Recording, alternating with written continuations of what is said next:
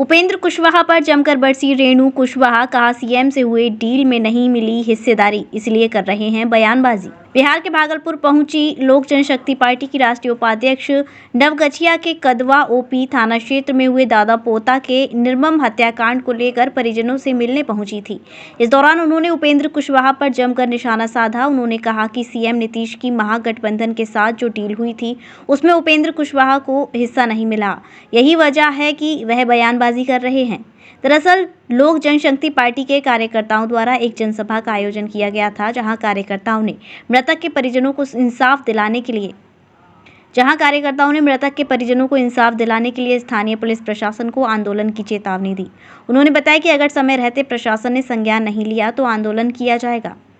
खगड़िया के पूर्व सांसद लोजपा के राष्ट्रीय उपाध्यक्ष रेणु कुशवाहा ने कहा कि 3 महीने के अंदर करीब 22 घटनाएं हो चुकी हैं, जिसमें पुलिस की नाकामी साफ दिख रही है। वहीं उन्होंने पुलिस पर गंभीर आरोप लगाते हुए कहा कि सिर्फ पुलिस पैसा वसूली में मस्त है।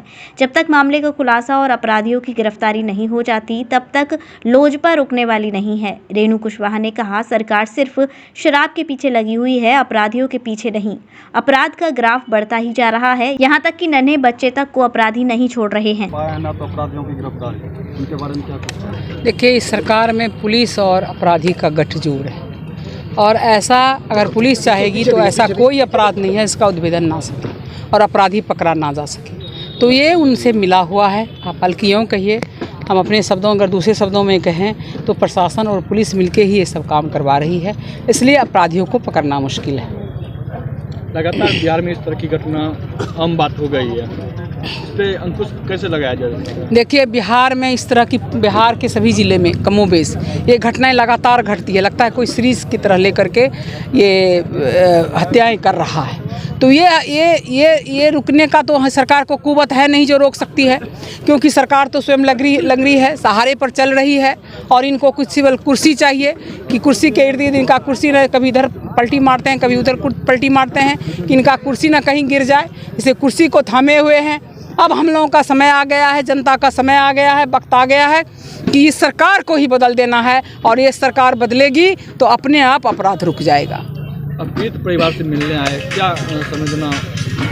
देखिए, पीड़ित परिवार बहुत दुखी है और हो भी क्यों नहीं। जिसका बेटा या जिसका पति, मुझे तो लगता है वो दादा पोता एक साथ चला गया और घर में 2-2 लाश सब लोग देखे होंगे, तो ये बहुत दुखद घटना है। हमारी उनसे संवेदना है और हम एसपी से भी बात करेंगे और हम सरकार से मांग करते हैं कि भाई 10-10 लाख मुआवजा दीजिए ताकि वो अपने आगे को जीवन को थोड़ा अस्थिर रख के संभाल सके।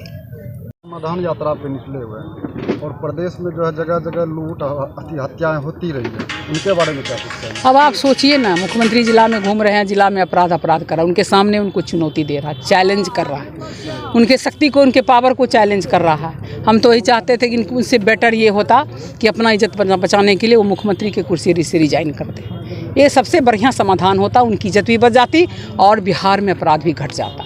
लगातार कुशवाहा जी, उपेंद्र कुशवाहा जी जदयू पे अपने सरकार पे सवाल उठा रही है और पार्टी को लेकर अंदरूनी कलह कर रहे हैं, इस पर क्या कहना? देखिए, सीधी बात, उपेंद्र जी ये पहली बार नहीं कर रहे हैं और वो पहले भी जब वो राज्यसभा के सदस्य थे उसके बाद हल्ला करके उसमें भी उन्होंने रिजाइन किया था।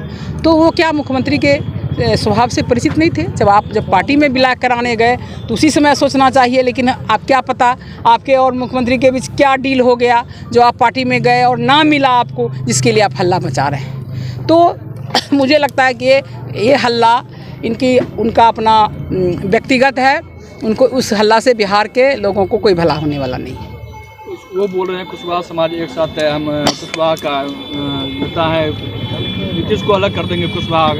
कुशवाहा का नेता तो थे ही पार्टी बना के, तो भाई आप सब कुशवाहा को तो अपने नीतीश जी को सौंप दिया। अब आप बोलते रहिए, कुशवाहा भी आपके चाल चरित्र को समझ आती है ना, इस तरह आप बार बार करेंगे तो।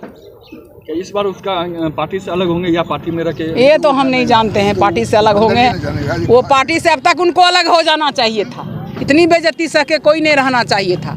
आप बेइज्जती नहीं सहो, आप उठे खड़ो हो, कहता है ना, उठो पार्थ गांडीव संभालो, उठिए गांडीव संभालिए, जनता के बीच आइए और अपना दमदार उपस्थिति दिखाइए कि आप सिर्फ कुशवाहा के ही नहीं नेता है, आप सर्व समाज के नेता हैं।